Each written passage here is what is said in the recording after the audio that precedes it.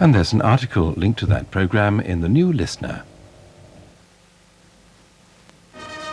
Experience the pomp and pageantry of the 1989 Proms with BBC Television and Radio.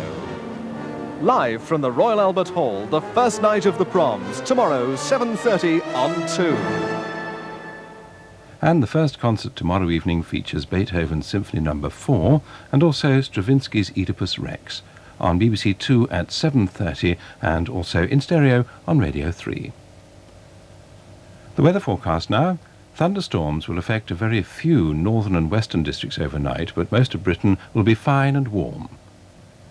Tomorrow will be dry in most places at first with some hazy sunshine, but thundery showers will develop in parts of the north and west during the day.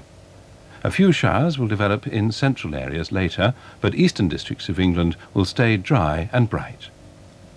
It'll become very warm and humid in most Midland areas, but northwestern headlands will again be cool and misty.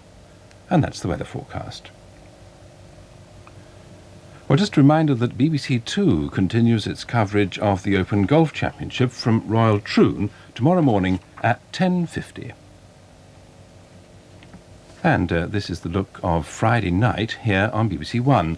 Wogan's guests at 7 o'clock include George Burns and music from Roxette.